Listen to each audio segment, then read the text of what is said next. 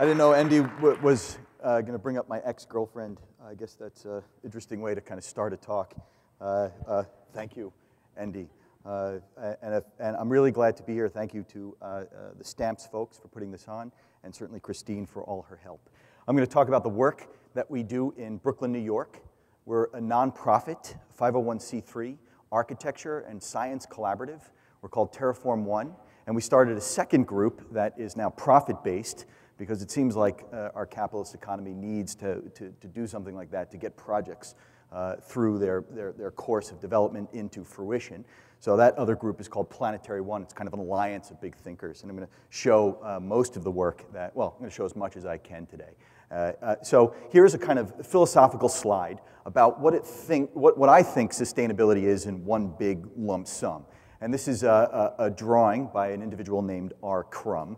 He's kind of a scary, dark, modeling-like artist. And he did a wonderful job summing up this debate. And it's in kind of 3 points, which is the first one on the top, or I call it point 0, which is the end of the world, the apocalypse. This is the kind of thing that most people, when they talk about green design, come in and say, we have to do it. It's vital. It's imperative because the sky is falling. There's acid in the oceans. We're all going to die. It's a very, very scary thing to do, and I don't necessarily subscribe to this, or at least I try and detract or remove those statements from the work. Eschatology is something we got in the Bible. I don't think we need to bring it in every day into design. So the first and second point really is called the technological fix or the ecotopic, and that's where our work situates itself. The technological fix is that we can solve issues about climate change through some act of science, through some silver bullet. I think John F. Kennedy said it best, which is, if man created problems, man can solve problems. And this is this kind of very boy-like, strong position that we can just use some massive force of engineering, like geoengineering, and stop all of our problems, a big plumbing system for the sky kind of thing. And then the ecotopic is this return to the traditions, the vernacular, the ways that we originally, lived or dwelled with on the planet Earth. And I think that kind of, a lot of it's been lost, that instinctual kind of measure about living or dwelling on the planet. So somewhere between the technological fix and the ecotopic is what I think that's all about. But then you have to fight this, which is our American value systems, right? Which is McPeople, McCars, McMansions, some of which I've seen here in Ann Arbor, although now to remember, I don't actually mind living in one myself if I could. I have a very small apartment with my wife in Brooklyn. But it's something that we have to roll with that punch. Because we've been brought up to say, hey, I want to live in a big house with a white picket fence and lots of land and do what I need to do. And this is a kind of a dream that we've all been sold. So how do we break apart that value system? It's a very difficult thing to do. So I have my favorite client. He's Homer Simpson. And I think if Homer likes it, then maybe we've done a good job. Because he's got just the right amount of sarcasm and intelligence, wit, charm, and overall stupidity and daily drunkenness, I guess. That could be well, there is no such thing as the average American, but could be the average American. It's kind of an amalgam of all of us. These are the 3 themes I normally talk about: city, ecology, mobility. It's a new field called ecotransology. I know it's a new field because I'm the only one in it. This is what I did my dissertation on. But it's wearing one hat and being an ecologist, being a transportation designer, being an architect, thinking about the city. All of these things happen together. I'm going to show some new work and some stuff that's been around for some time. This was a project we were asked to think about in Detroit, which is what can we do to Detroit? We've got 5 decades of the world's smartest, most facile planners and architects and geniuses thinking about this shrinking city, this massive issue, Detroit. Everyone, wherever you say Detroit, it becomes a kind of a big question. So we were asked to join the ranks of others and do the impossible, which is solve the problem of Detroit. So our answer was a branding issue. We decided that you'd have to start by changing the name. We had a leather-clad intern come up with this one, and we took some money and ran.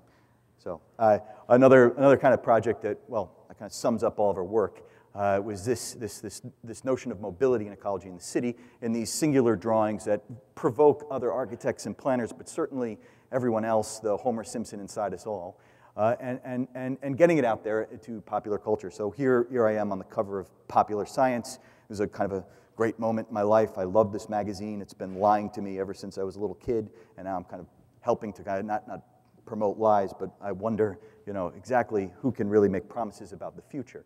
And it's not exactly that we're doing such things, but we're creating the questions and the polemic and the kind of the attitude to get us where we want to be. I mean, you don't want the future to be boring or just like today, right? So we certainly think about these things that are more than possible, if not off the shelf. And we understand that our value systems and some other things, we can talk about that later, certainly stop them from happening. But time will pass and will eventually arrive at the future. Remember, it's a gift.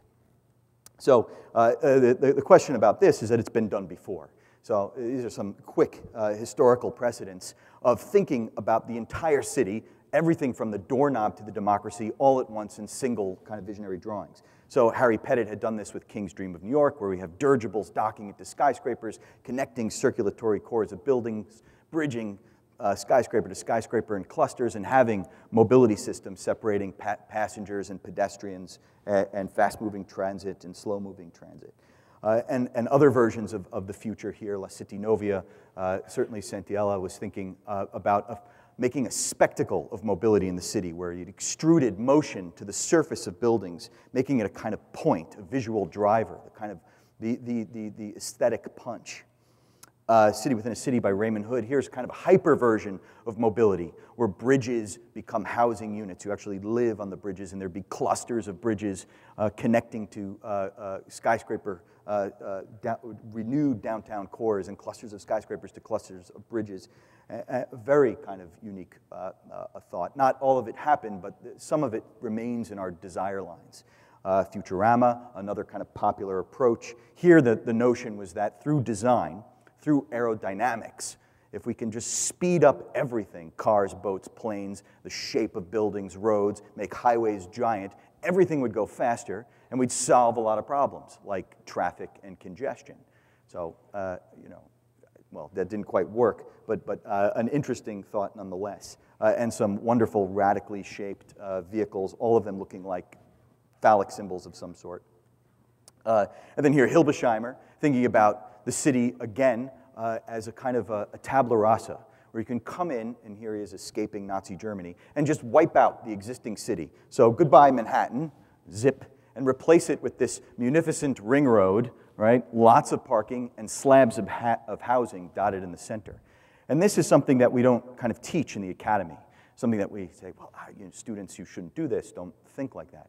But it becomes very, very real when we're confronted with places like New Orleans or Hiroshima or Haiti. So not teaching this, thinking about cities from scratch and redesigning them from scratch, I think is wrong. A great eco-transologist here is Eisenhower. He probably produced one of the most powerful drawings in planning and architecture ever.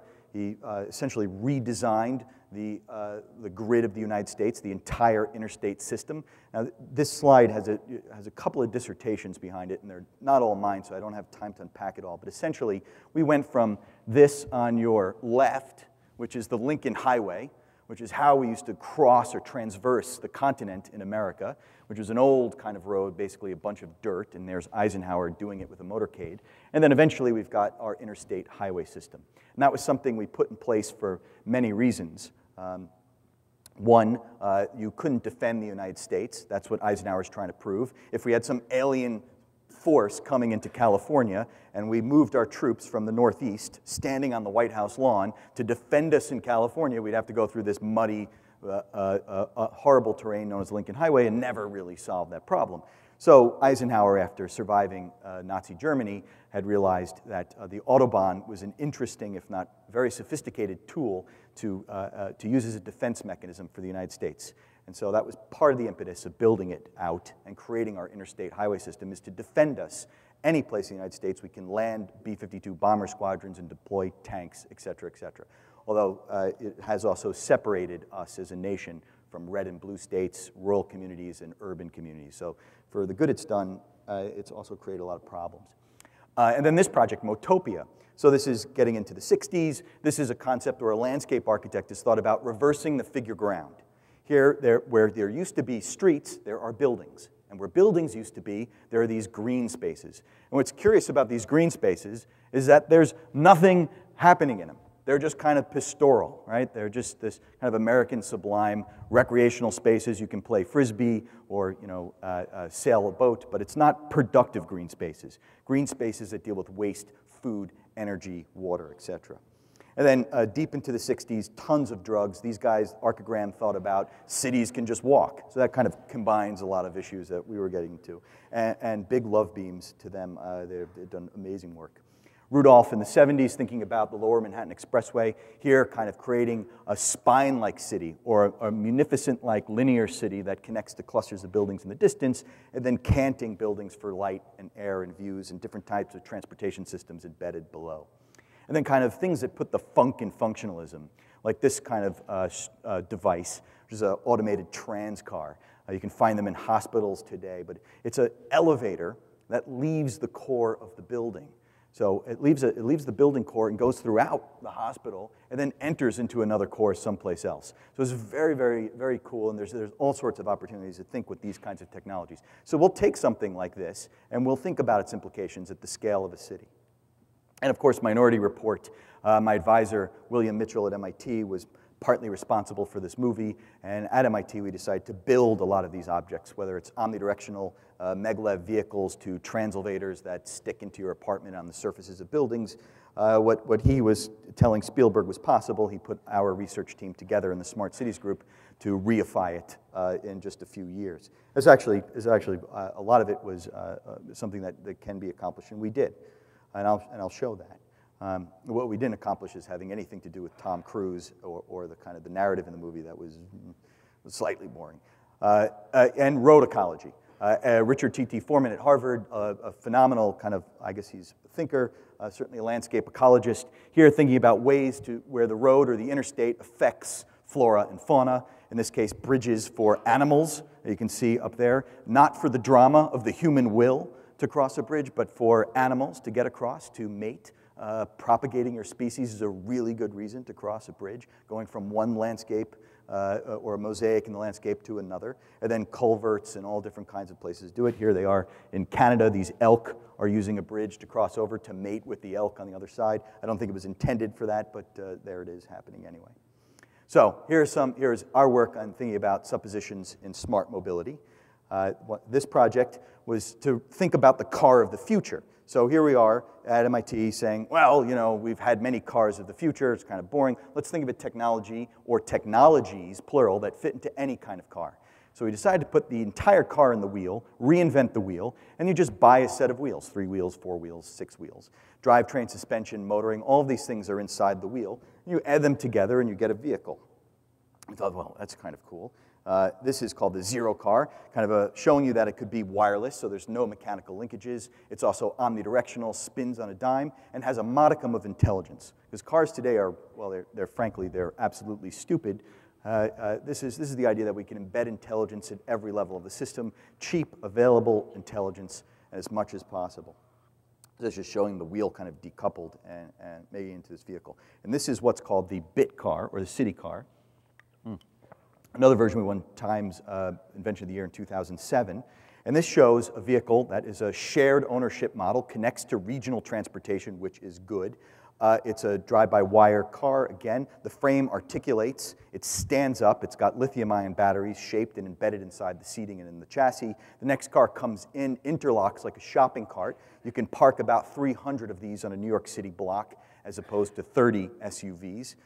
You can take the one in the middle of the stack. They're now charging via induction underneath the street. They're certainly an electric vehicle, and something that we can use to solve what we call the last 5-kilometer problem in transportation, which is leaving a major train hub and still having 15 minutes or more to walk to your home, which is certainly a big issue. So these would connect to those hubs and move you to your neighborhood. This led to this bromide of Form follows frequency. It would be an intelligent city with things talking to one another and all kinds of these smart vehicles in constant communication. And that the surfaces of the vehicles, once everything is in the wheel, could be freed up to form any kind of architecture for the body. So here it is sending out information, some kind of semiotic pulse. You can communicate to your neighbor. So if you see anyone from, I don't know, you can say go blue every day and drive wherever you want in the state and say go blue and see if you can make friends. And then here's an entire street in Chicago that would take on the same kind of semiotic pulse. Here we've got things, well, this is to celebrate a group in Bronzeville where they're 89% African American, so it's celebrating Black History Month with things like Black Jesus and Oprah and going gung-ho with this kind of imagery on the vehicles because we're using e-ink embedded in the skin. Here's another version I did for Popular Science showing that these points of aperture can open up and show what's inside the vehicle. Super soft-like skin, incredibly lightweight on a modified GM skate system. You can have an aperture open up, tracking the driver's view, or the car can be completely naked, where you'd have a visor that tracks the sunlight, so stopping any kind of glare. And then this car, this is when it's not doing jumping jacks. It's actually showing that with just an armature on those wheels, you can enter the z-axis. You can go vertically up the side of buildings, and you can do that with the rail system. And then here's showing the omnidirectional capability, where you have a new kind of agility to explore a city. This is a kind of car that I imagine my mother can parallel park in with her eyes closed and yelling at my brother. What happens is the cabin will move at 360 degrees, the wheels move at 360 degrees, and you can kind of park anywhere and get off onto the curb. This is showing that they would exist in a kind of stack of these vehicles. They'd be super soft. You'd summon them with your cell phone. You would get into this vehicle. You would rub up against your neighbors. That is a very big point in a car. Today, if you're in a vehicle, it is a shiny, precious metal box. If your Honda touches somebody's Porsche, there's going to be some words, if not just an all-out brawl. This is ridiculous to think about when you move in congested cities. I think it should be perfectly a part of the design where you bump into other people if you can or need to. It's kind of like gentle congestion. All of these vehicles are meant to be scuffable. They move in flocks and herds. It's a kind of a much more organic mobility, very, very different. So this theory of gentle congestion, we've kind of done all these kind of models of how these things would ooze into one another and explore the city. And of course, there's always someone in the audience thinking about, well, what about Hummers when all these soft cars are hanging around?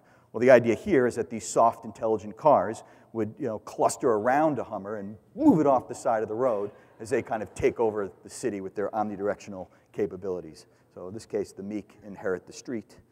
And here's the street changing. We remove things like street lights and all the kind of garbage that takes up our visual atmosphere in urban life. And we can replace it with mediated versions, but we don't need the medieval ones that are there now. The Omnibub, another version with the soy-based plastic hub. And this is showing getting vertically across buildings, going through bridges and skyscrapers, connecting, separating passenger from freight. The issue of freight is a giant one. I'm going to concentrate mostly on passenger, but here they are going vertically up a building, connecting into, in this case, a twin cluster, and moving into the core. It becomes a kind of theory of a city of bits, where all this information is there, it's mobile, it's kinetic, it is not this kind of stiff place that we're used to. And this is a theme that runs throughout all of the work. So we also wanted to make a car that's edible, and you should know this story, being from this part of the country. But Henry Ford had done pretty much everything that we had wanted to do. It didn't quite happen. But here he is proposing a car that you can grow from soybeans. And I believe he had a hemp version. Not really sure about that. But here he is proving to the American press corps that we can grow bodies of cars. And we can do it. And he hits it with an axe, and it doesn't leave a scratch because the coloration is impregnated in the soy body of the car. We want to merge our agricultural economy with our great automobile economy. And we want to follow that same suite. So we thought about things like starch foams or ETFE foils or all kinds of pillows that are, or air bladders that would go into our vehicles and would be made of materials that have no petroleum in the product, and eventually materials, if not materials already, that are edible. So here's one of the versions of the soft car. It's as soft as possible. It's got an airbag with 6 points of safety. You're sitting on air bladders, and it becomes this vehicle, which I must say, General Motors did sponsor, well, most of the research. So, and they're very stone-faced, whenever we present things to them. It's really tough. These guys survive a piranha tank, so they don't want to let you know that they completely love your idea or hate it. They just stare at you in a trance. So we're showing them this car called the Hug and Kiss Lamb Car, which is so incredibly soft. Its purpose, its design intention from the get-go is so no one will ever die in a car accident again. It's designed for a context, means it doesn't go everywhere. It's designed for a downtown core in cities. It scuffs up against other cars. It's got those wheels inside it. If it hits your sister, it tickles her. It doesn't kill her. This is as soft and as cuddly and as green as you can think of as a vehicle. So it's actually gotten some weight behind it, and a lot of folks are thinking about it. I would love to drive around in one. I don't know if it's as sporty as some other vehicles you might want. The Gina did a kind of variation of this. That's another car by a different company. So here's some of the safety features in it. This is the contact patch where the wheels touch the ground, creating friction to stop it. The entire belly of this car collapses, increasing the friction by 10,000-fold. It's mostly all air bladders, so it can go flaccid. You can stack them kind of like car cakes. You can have an attendant pull one up and blow it up for you, and you use it just for a few minutes or a couple of hours. And then other versions that use kind of stronger hardened trusses here. A wishbone truss would suspend the soft egg-like cabin from one particular point, which deals with a whole new way of thinking about crumple zone and absorption of impact, etc. And then a kind of surprise, Reebok came to us and said, we would love to get into the car business. And we said, okay, we'll do some drawings. So we produced a soft car based on the technology you would find in shoes. So here is the shoe car, which is very sexy. You've got a zipper to get in and out of this vehicle. Kind of cool. And then everyone's always complaining that the cars that we're driving are all kind of a bit too self-righteous and good for the environment. What about some stuff that's fun to drive? So I've done a ton of those kinds of cars. I'm just going to show one really quickly.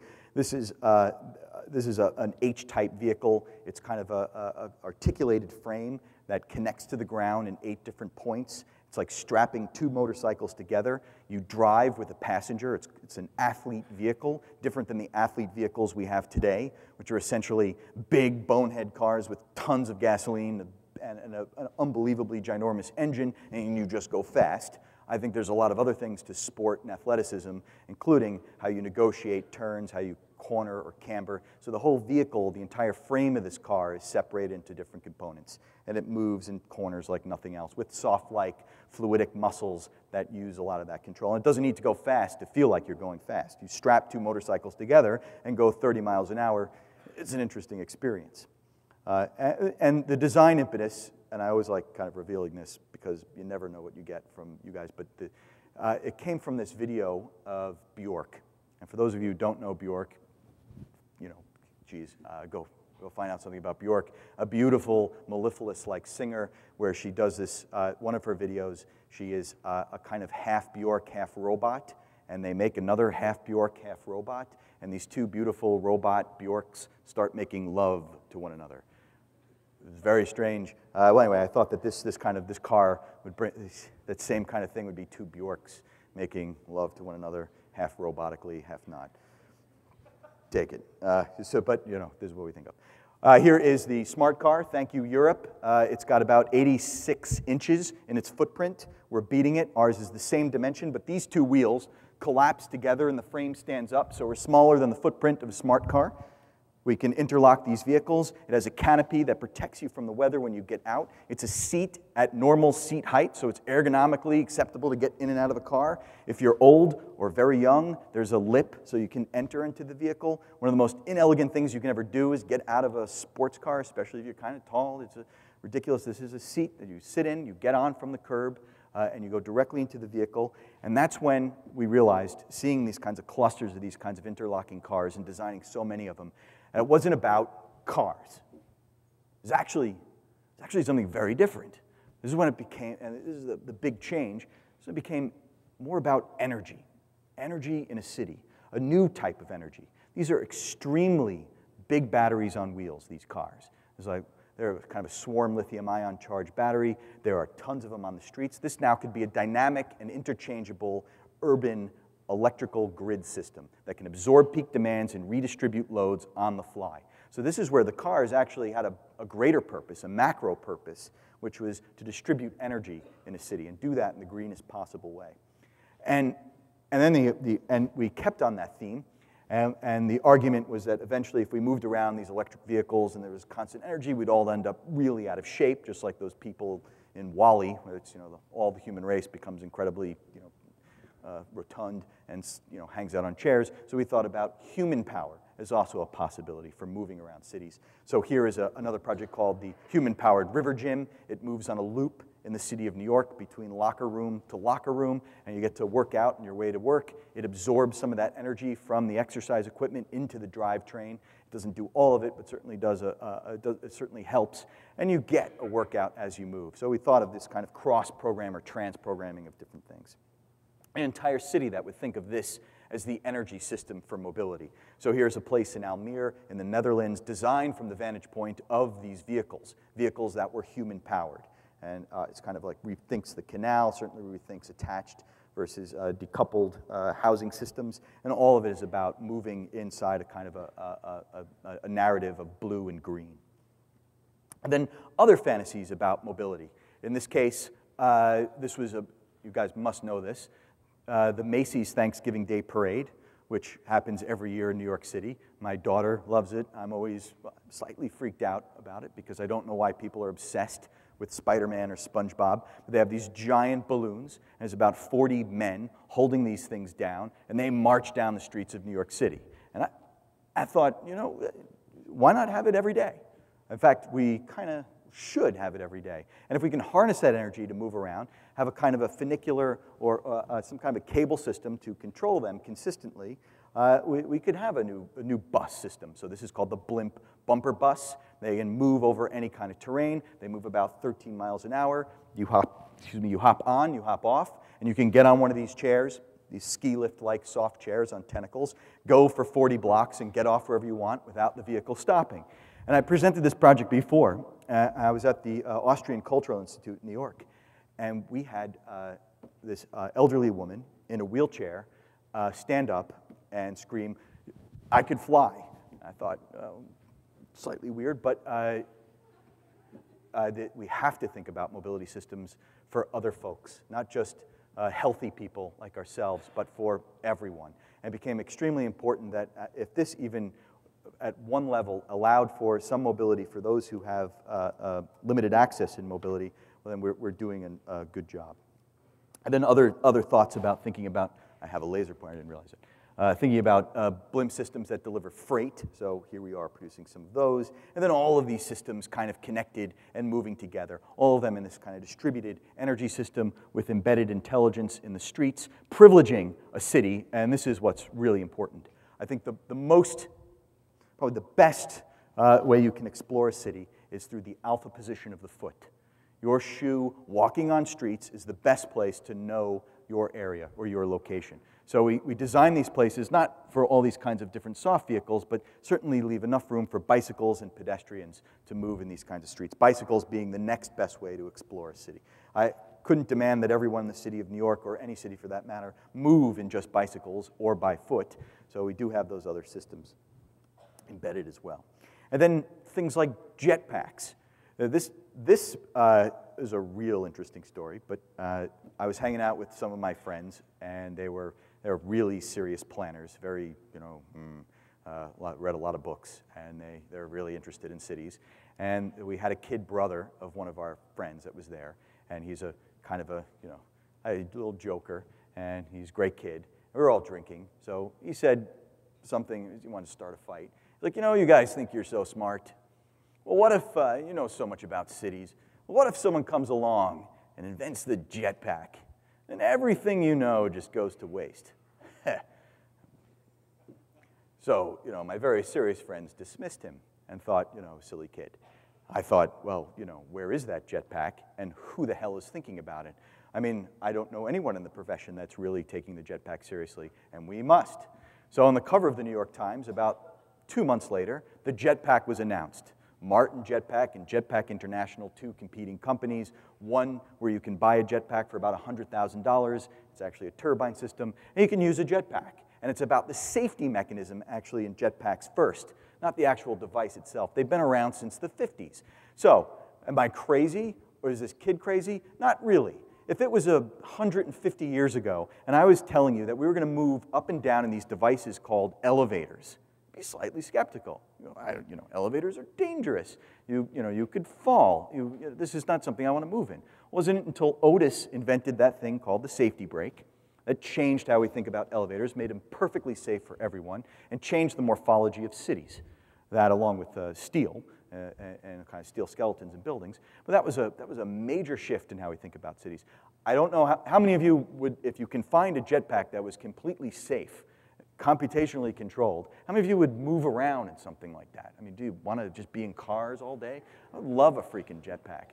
I don't know if I want my mom in one, but it's okay. So we thought about the same kind of systems. Here are jetpacks that are as safe as possible. Got this a pneumatic system as an outer shell that can expand. It's okay to bump into other jetpacks. We have just in case all hell breaks loose, we have a safety mechanism in the crotch. And a parachute comes out.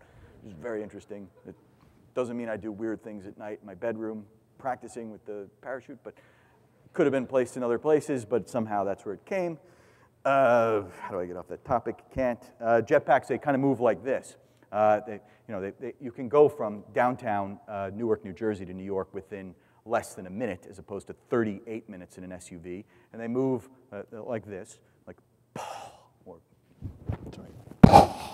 Another one floats by, and you look at your neighbor and say ciao, and you bump in, and off you go. Just a kind of nice floating, wafting like people. Why not? And they're not speedy things that you see. We don't need that. And they move in also clusters to go greater distances. They have a range. Today they have a range about a half hour. If you want to go greater distances, there would be a sky tug to take you there. And then this is a project that is unbelievably sarcastic, but it does have a big point. I don't know what you think about Sarah Palin. I don't have anything against her personally. It's actually not her that the project was invented for, but on some level, I really, really wish America would just stop using oil. I mean, what is it going to take? So this project called Homeway is a radical rethinking of the oil economy, kind of peak oil economy. And the idea here is that I want to achieve peak oil within months. I want to use all the possible oil you can ever imagine like that and force us into a new system. So we have Homeway, which is a proposition for the next 20 years. America is going to double its amount of housing. Instead of doubling housing, we're going to rethink our freeway systems, our interstates, and build our housing alongside those interstates, connect them to food, water, energy, base forms of transportation linking these goods and services, and we dwell alongside our highways. This is more for the Facebook generation or the Foursquare generation, mostly for the young, but we kind of rebrand trailer systems. And we live on really big, slow-moving homes. You can hang out in Michigan. If you're tired of the cold, you can go to Florida. When you're tired of guys in ball-hugging, whatever they wear, and no libraries, you can come back to Michigan, wherever you want to go. But it rethinks America. You don't live in one place. We use a ton of fuel. So this is kind of like the Sarah Palin SUV moving across Alaska. Gets about, 50 gallons to the millimeter, and then we're done. And here's all of the suburbs kind of moving in this fashion. And presenting this project in a number of places, I had the professor of theory in urban planning at Harvard, Margaret Crawford, say, Mitch, great idea, but it's actually been done before. I'm like, what? So, it's important. A group of architects and planners, dystopian thinkers, called the Disurbanists in the Soviet Union, had made these plans circa 1915, et cetera, or 17. We're thinking about creating communities that were constantly moving around the peri-urban condition of Moscow so that we would have they would have their populations constantly in flux, and it would be very hard to target them with atomic weapons at the time. So they had a very different reason for producing a project that was slightly similar. And also it comes from this kind of story of Baba Yaga's walking hut, this crazy witch that had a house that was on chicken legs, and many other references. But also that one was Ukrainian in thought. So it's not something new, but we've been looking at doing this and retooling our entire American interstate system here with this Homeway project. So here are those same houses alongside geothermal, wind turbines, solar, different patterns for food, places you can park for 3 months and then move later on, and then getting into a downtown urban core. And it would move from downtown urban core to downtown urban core. So there would be these kind of 45-minute loops where you would have these slow-moving houses kind of butting up against one another, parking or staying for a period of time. And here they are kind of moving alongside these energy tracks here. High-speed transit systems underneath, of course. And then you can imagine a house party in this version of America where you can drive up, meet a neighbor, do whatever you want to the neighbor in the house, and then drive off early the next morning. Or not. And then thinking about another radical supposition for producing the greenest possible solutions to our housing situation in America. So this is a project called the Fab Tree House. It's taking a technology that's 2,500 years old called pleaching in gardening, or grafting tree matter together to form one contiguous vascular system. And what we do is we add in a modicum of intelligence. We use computer-controlled scaffolding to make jigs or kind of force the geometry of semi-epiphytic matter, or trees and vines, into a very specific shape, a shape that you can use to make a home. And then you infill it with straw, cob, horsehair, etc., and you get something called the Fab Tree House. And we've been experimenting with this thing on the roof in Brooklyn for some time. Science is really, it's a tough subject. It's about counting. It's essentially, in this case, about counting dead things. So we look at all different types of species of kudzu, willows. We graft them. We get them to a certain scale. Then we deal with infestations of different types of insects or capillary activity from water or lack of solar income, and we test it to death, just so that we can say without a shadow of a doubt what certain species can do and what they cannot do, get to their PSI and their structural loading, etc.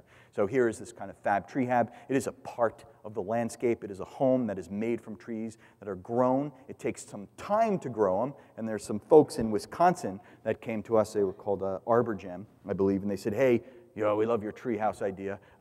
We can grow trees to 30 meters in a year. They're poplar. You don't have to wait for them. We just genetically modify everything, and trees will grow, houses will be there, good, good, good, good. The culture of immediacy and affluenza was just pouring into my system, and I was a little bit skeptical.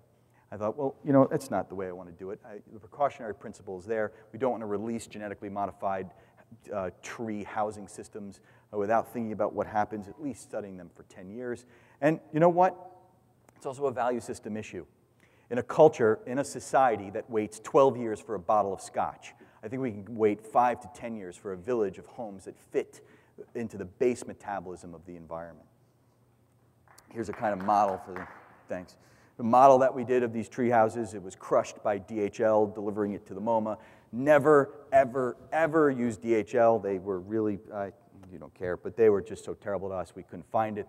We had a detective. It didn't work. It was gone, so it's lost forever, but we worked hard on it. Here's it growing. This is an animation showing what would happen in a 5-year to 10-year basis, whether you're in Moscow or in Puerto Rico. Depends on how fast the trees would grow. Actually, you could just use the vines and attach it to existing trees. And then you know what, I should go back to that. This kind of project is, and I don't know how to say this, was an architect's dream on some level. Not the visualization. You can shape it into anything you want. There are many architects that didn't like the shape of it. That wasn't kind of the point. But I have received letters from all over the world. Not from, sophisto architects saying, oh, I love your projects, but from kids, from 8-year-old kids in places like Brazil, France, Japan, where have you, with their parents helping them write in English for the first time, saying that they are inspired to stop polluting the atmosphere. They want to live in a home like this, and they want to grow up and be architects. And I was really happy with most of the, these kinds of letters, except for the part where they get inspired to be architects. I don't want to tell them about, the real truth of the profession. That's very difficult. And, investment banker, fireman, much better, etc. Sorry, the architects in the room, but we know it's true. Then having so much demand for this kind of a project, we produced iterations that were 50% alive with kind of living wall components and 50% made of energy systems. So this is a project called Mattscape. It's a business as usual balloon frame construction. The idea is to kind of piece apart the landscape or pull up the landscape, think about its climactic vectors, and put in these kind of panelized systems at 3 foot 2 inches by 3 foot 2 inches that will solve various problems. Much easier to build. You don't have to wait for something like this as a project. The client was a friend of ours in Beverly Hills. And then we've been working on the tree house in the vegetable world for so long, and getting many people up late at night in pajamas, anonymously posting stuff on blogs, making sarcastic comments, which are actually, some of them are really helpful. But someone stood up and said, hey, why don't you make a meat house? And I thought, yeah, that's kind of a good idea. Why not? And more or less it happened like that. I'm sorry it's not more profound than that, and we're going to have probably a little discussion on what exactly a meat house is. But I got together with my roommate from Harvard, Dr. Oliver Medvedik, who's a molecular cell biologist at the Harvard Medical School, and we formed a laboratory together in an architecture office. It's now a fully working molecular cell biology lab. It's called GenSpace, and BioWorks is a sub-part of it. There are 7 full-time biologists. They've gotten their own kind of section, and they've blown out of what we originally thought it would be. Eventually, scientists do get kind of tired of playing design, and they want to go back to counting, but they do a lot of design with us. It's an architecture office that instead of buying a 3D printer for $15,000, we invested the money in what we call a boutique biology lab. We went out to eBay, and we bought all of the things that you need, whatever it is, or made them, like a laminar flow hood. We get regular deliveries of nitrogen, oxygen. We have our autoclaves, incubators, any kind of a system to actually do real biology. And I'll show you a couple of projects, but the first project was this meat house. Can we grow meat into a geometry and use it for things? So, yes, we can. Oliver's student at Harvard had come up with the idea, published this paper in 2001 in Regenerative Medicine, which is printing extracellular matrix from pigs, cells from pigs, not living pigs, just their cells, in vitro cells, into a geometry. And we can use that to make anything, whether it's a bladder, which is what it's used for today, for patients who have cancer and need a bladder replacement, or replacing a cartilage in your knee, or a section of your esophagi. We're using this to make leather products. Leather products where no sentient creature is harmed, victimless products, and we can make leather belts, leather shoes, or eventually homes made from articulated bovine matter. And this was the point of this was actually to do real research, which is, we answer some questions, but in the process, we actually create even more questions. So it's still an ongoing query. We had to build out our biology lab to learn how to kind of graft geometries of meat together. We're limited by certain things, especially our hoods, etc. So this was a kind of a shape grammar to graft slabs of meat together to form a kind of a housing system. So here's my favorite section. May not be yours, but I think it's cool. This is called the meat house section. This is to compare it to a typical stud wall section. We have the meat house section, which has got fatty cells for insulation, cilia for wind loads, and sphincter muscles for doors and windows, which gives a whole new kind of attitude when you want to open up the window to let some air out kind of thing. We do bleach our sphincter muscles. We produced our meat house. If you know anything about architecture, Louis Kahn said, what does a brick want to be? Well, we were confronted with what does meat want to be? We don't know what meat wants to be. Could be, this. It could look like a Trump Tower. We kind of chose this shape with sphincter muscles everywhere. And we kind of made this proposition for growing it and printing those cells from a base geometry that we did in the computer. So here it is. It's got a very long shelf life, like a Twinkie or beef jerky. It'll stay there forever. And the moment I looked at it, it was still there. We designed it not to live. And by the way, that's not a full-scale house. People think it's a full-scale. It is a model. Architects design models. Builders build buildings. We're designing propositions for how this thing would work. It is designed to die. We cure it with sulfates and nitrates, so that would have a very long shelf life. We do not want to keep it alive because it has no vascular system. It has no immunological system. It cannot possibly survive in our atmosphere. It will die instantly. The MoMA had a jacket that was made out of meat, but it died rather quickly because it can't survive. We designed these things to be instant leather. And we had a show in Prague where we decided to put the meat house in front of the cathedral so religion can confront the house of meat. And these are the last two projects I'm going to show if I got time. But this is this is thinking about refuse in cities and thinking about my favorite robot on the planet Earth. Again, WALL-E. He's a nonstop Nebuchadnezzar making these grand kind of ziggurats of trash left behind by the human race. And we produce trash like you cannot believe. This is the amount of waste we produce in the city of New York City, 36,000 tons per day. It's the amount of trash we make. 36,000 tons per day. Do you have any idea what that is? If I was an alien race peering down at New York City, I would think that the city was invented to make trash or produce landfills.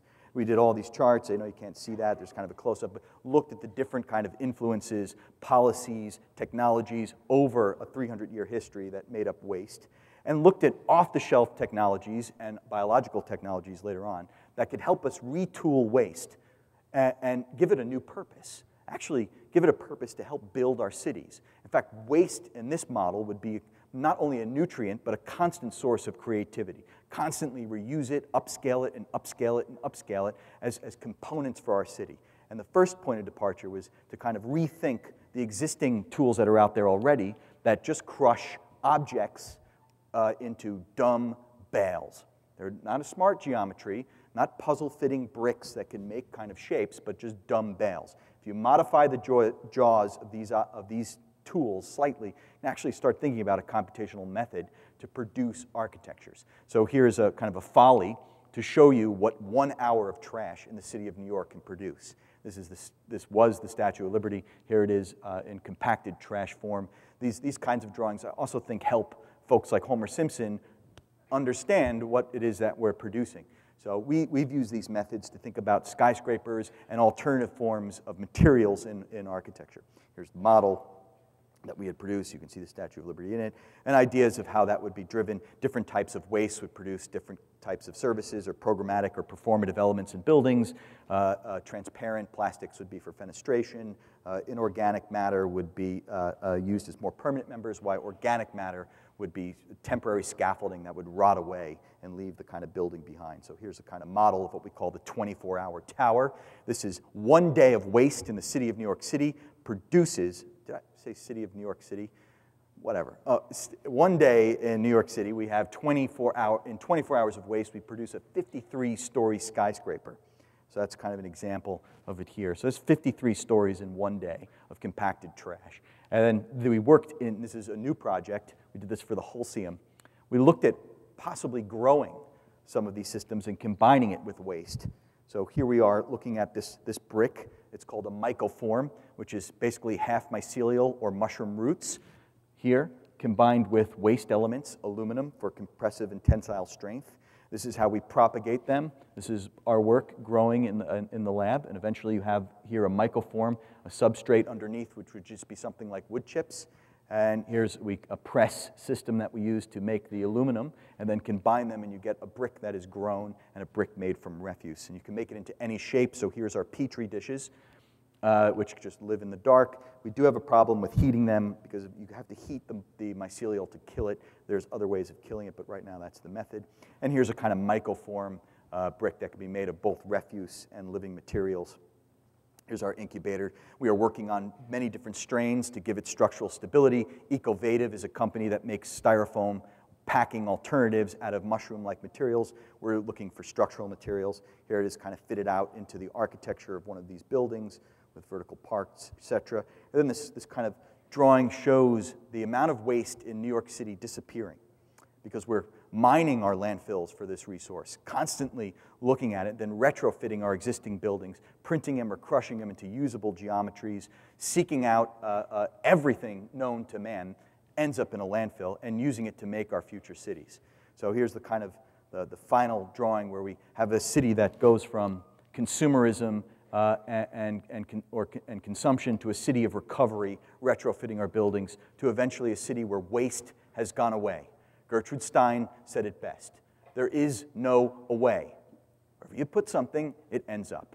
So here we're accountable for that. We confront it and use it as a kind of tectonic principle to create a place that goes to, not from waste, but from creation to creation to creation. And we move this into kind of these future cities. And here we not only think about waste, but think about everything else that goes into the building. And this kind of last project is a kind of the enormous rethinking of the entire city. All of its mobility systems are there, but we thought of, let's retool the city of New York. Let's just rethink New York, where we have a New York that is 100% self-reliant. A city where there are no inputs or outputs. What does it look like? What does it behave like? How can we do that? Of course we can. Just got to get some numbers. It's kind of like it's like going to the gym and not having a goal in mind, which is, what I used to do. I just would go there, lift up a couple of weights. I'd mostly talk, have some yogurt, run on a treadmill. Didn't really care. I really didn't want to become the world's next best athlete, whatever the case is. But many of us never really have a view or image or thought about our ultimate health, our body where we are as healthy as could be. We have the same issue with cities. It's not utopia. Utopia is an okay term because it actually is a kind of a question to real-world problems. That's what utopia essentially becomes. But it's a kind of getting a vision of incredible health in the form of a city. And we don't have enough of that. And we're more than interested in finding anyone else who's doing this kind of work. So here we are, reversing the figure ground like you saw in one of those earlier projects, producing buildings where streets used to be, keeping some of the buildings there, but then creating these green spaces where buildings used to be. But they're not just dumb green spaces, they're productive green spaces, dealing with waste, food, water, etc. So here's a kind of a code drawing that fits into this city. We reverse the entire figure ground of New York City. All of that, where buildings used to be, becomes these productive green spaces. And then we kind of concentrate in some areas near Brooklyn and the Lower East Side to show you what that looks like in detail. So here's some of those views. We did that for the History Channel competition some time ago, then moved it on to Brooklyn. Here's an example of Central Park as more of a farm with bioreactors that can produce fuel. We looked at statistics about energy use. There's no way I can, we produced this drawing. There's no way I can unpack it that simply, except for in the city of New York, which is here. This is the amount of energy we use, and this is the typical American. This is the typical American's use of petroleum day to day, and this is the typical New Yorker's use of petroleum. And here is coal, and here is New Yorker's coal. So as a city, because of many reasons, is incredibly compact, shared mobility resources, it is a green way of living in the first place. So here we are looking at these energy quads in the city of Brooklyn, making this unbelievable detailed model where form follows anything, not just function, but form is accountable for light, air, views, the economy, and the ecology. We rethink its mobility system and have a version of the city of New York that's a 100-year of Brooklyn that's 100 years in its fit-out, where the spectacle or the center of this city is not some celebration of a cathedral, is not some celebration of skyscrapers as a kind of, the idea that commerce is the new bastion of civilization, but the celebration here of this city is infrastructure. Infrastructure that fits itself into our metabolism, fits itself into the environment. That people in this kind of city are really proud that there are no inputs or outputs and we're doing everything within the political boundaries of this particular city as much as possible. Probably the only thing that should seep in and out of a place like this is culture. So I will end on this really funky video called Future North, which we did for the Massachusetts Museum of Contemporary Art. And this was a kind of a what-if scenario. And it's really frivolous kind of take on what would happen if all of those things that Al Gore told us became true. The inconvenient truth suddenly reified today. And we took the most outrageous kind of solution, just to show you what would happen if the polar ice caps melt, which they're supposed to, but let's not get into that kind of eschatology, and our cities as we know them are filled with water, the temperature becomes too hot, and we have to live someplace else. Places that'll be hospitable will be places in northern Canada or Siberia. So here's the scenario of how do we save all of these populations, not only by migrating them, but migrating the physical space that they're in. All of that architecture, all of that meaning doesn't want to be lost because it's underwater or it's too hot to live in. So our idea is move it to the North Pole.